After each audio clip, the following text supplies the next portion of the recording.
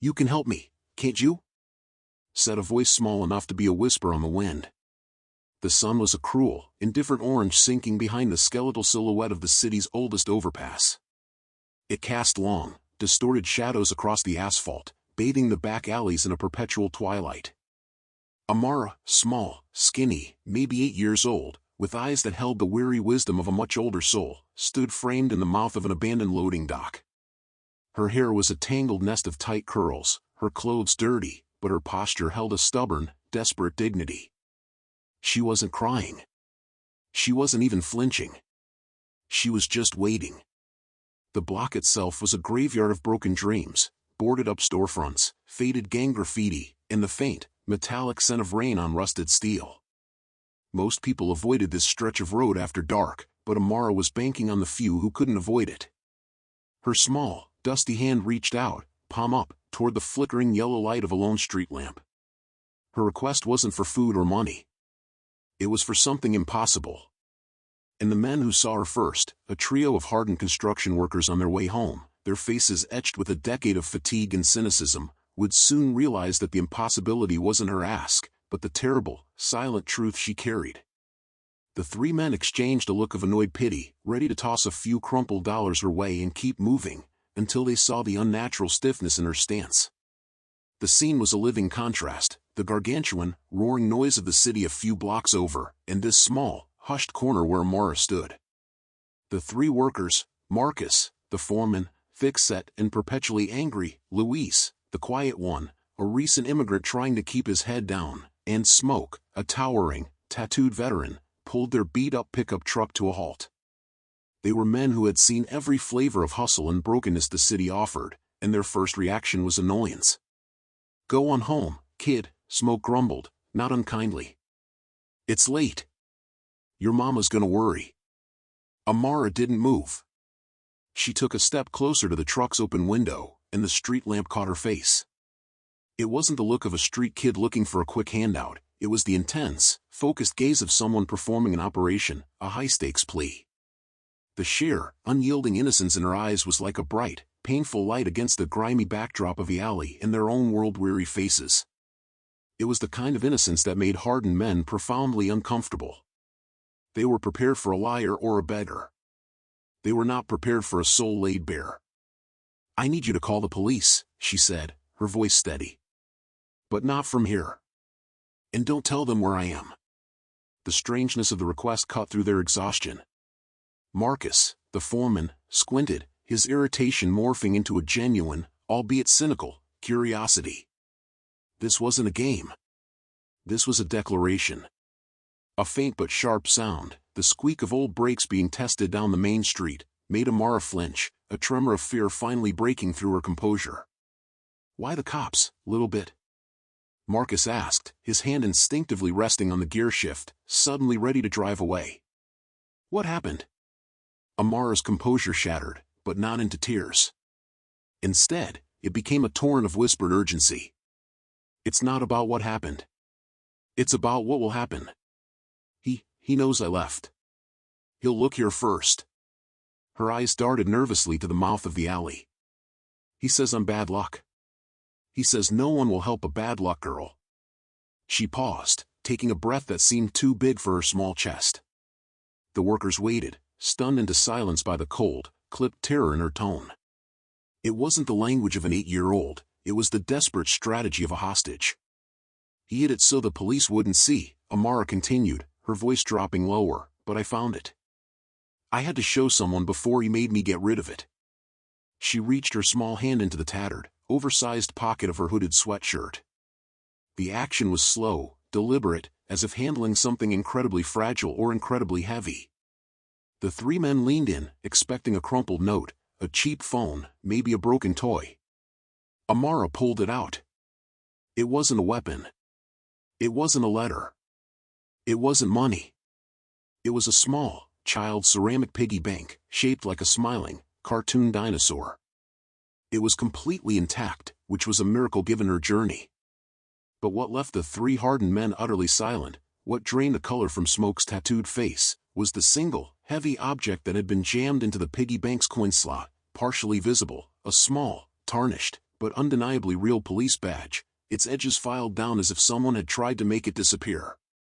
The reality of the object, the badge, sank into the workers like a physical blow. The game was over. They were no longer talking to a runaway, they were talking to a witness. Luis was the first to react, his Spanish-accented curse swallowed by the roar of an approaching engine. "Get in! Now!"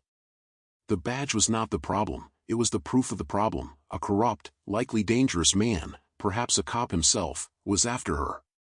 The file-down badge suggested that someone high up was trying to erase their own identity from the system. Amara's flight wasn't a prank, it was a desperate move against institutionalized violence. "He's coming," Amara whispered, scrambling into the back of the pickup. "He has a big, dark car. He drives fast. A dark sedan, the kind that looked simultaneously expensive and unremarkable, turned onto the back street 2 blocks away, its high beams cutting through the dimness. It wasn't driving fast, but it was driving with intent.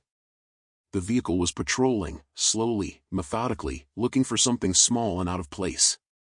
Marcus threw the truck into gear, tires squealing in a cloud of dust. "Smoke, you take the streets. Luis, you get that badge. Don't look at it, don't touch it. Wrap it. We need to get to the precinct."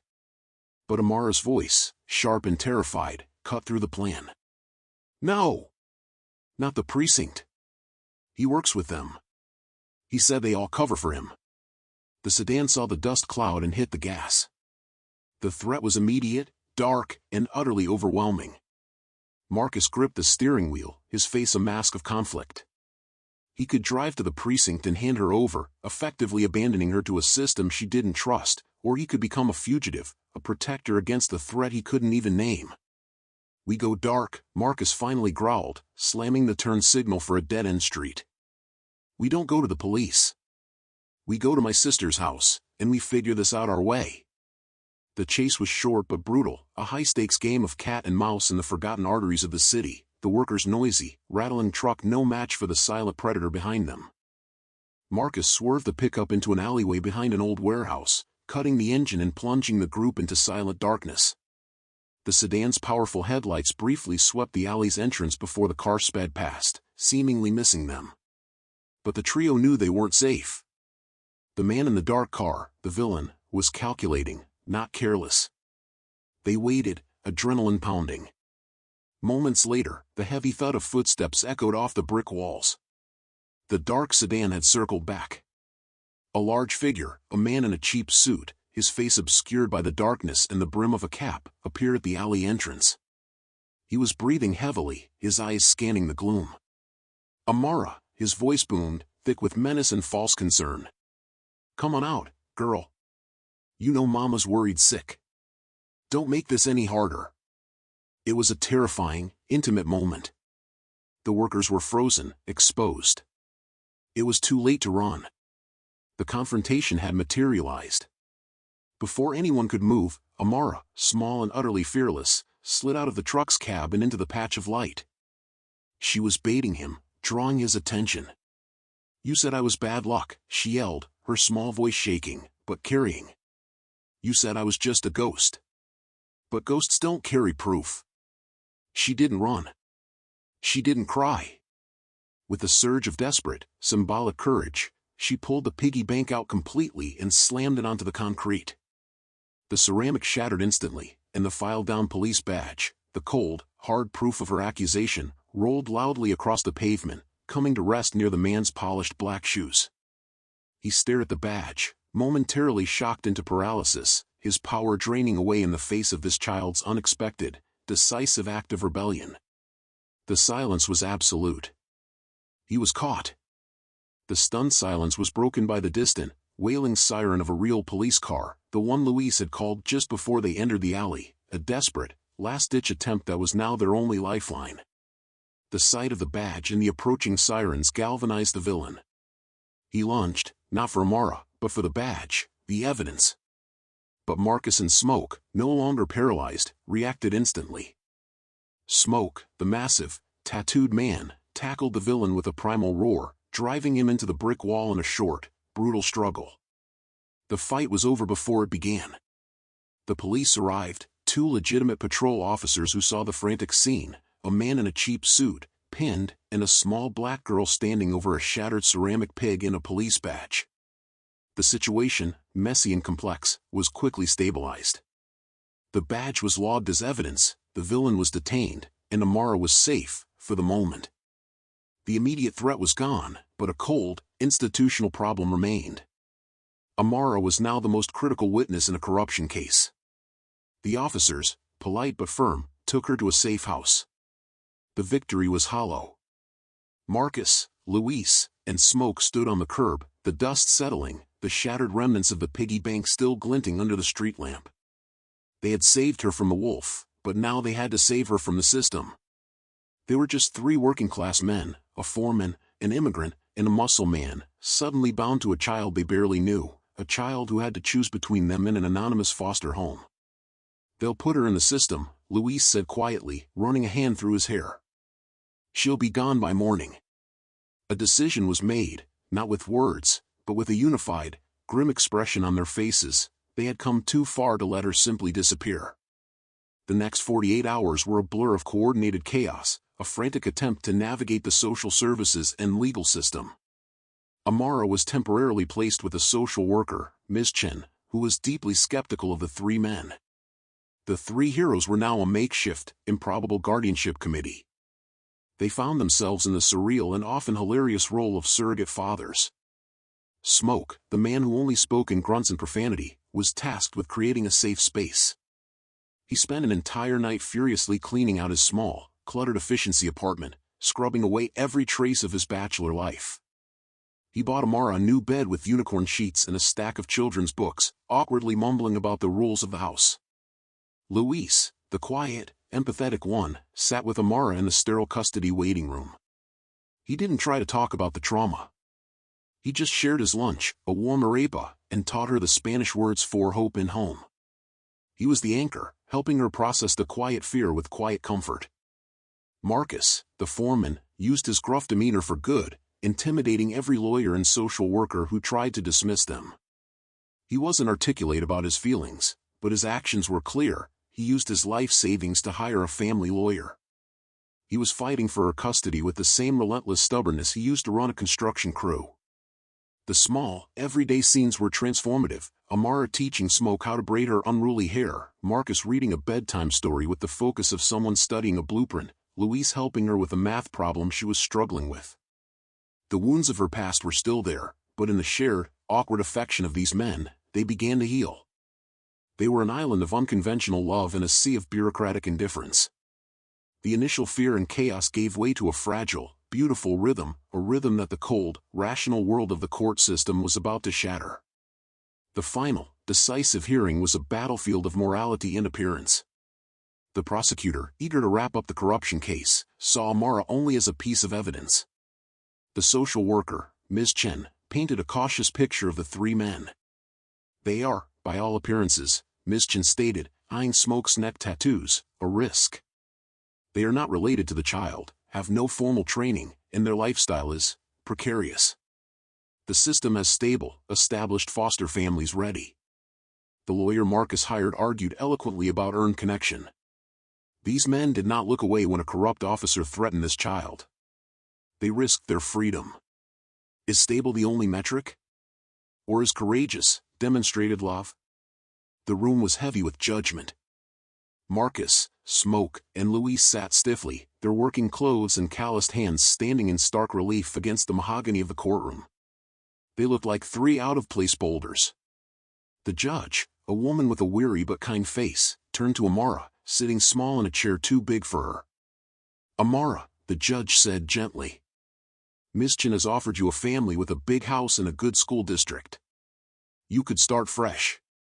Why do you want to stay with Mr. Marcus, Mr. Luis, and Mr. Smoke?" Amara looked at the judge, then at the three men whose lives she had hijacked, and who had, in turn, saved hers.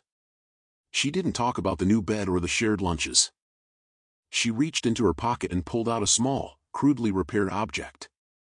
It was the shattered ceramic piggy bank. Smoke had glued it back together, but the cracks were still visible, held together by cheap, visible adhesive. "He told me I was broken," Amara said, her voice clear and decisive. "He told me my bad luck would make everyone leave. But they didn't. They took the broken pieces, and they put them back together. And they didn't try to hide the cracks." She held up the repaired pig. "The system wants a new pig, Your Honor. They want me to forget the break. But they know that the cracks are where the light gets in. They are my pieces." Her testimony, the unexpected metaphor of the cracked pig, hung in the air, a spiritual truth that cut through all the legal formality. The judge, a mother and a realist, took a long look at the scarred little girl holding the patched-up piggy bank and the three men who were ready to fight the entire world for her. "The court finds," the judge stated, her voice quiet but firm, "that stability does not equate to blood, nor does love require a clean credit score. The child has demonstrated an attachment and a profound, symbolic trust in these three men that no agency can manufacture." The decision was handed down, joint, temporary custody granted to Marcus, Luis, and Smoke, with a pathway to permanency. The wave of relief that washed over the makeshift family was physical, a collective shudder of catharsis. They didn't hug in the courtroom, they weren't that kind of family yet, but their eyes met, and in that silent communication, the contract was sealed. They were no longer three rough men and a scared little girl. They were a found family. The corrupt officer's trial and conviction followed swiftly, secured by Amara's testimony and the evidence of the badge.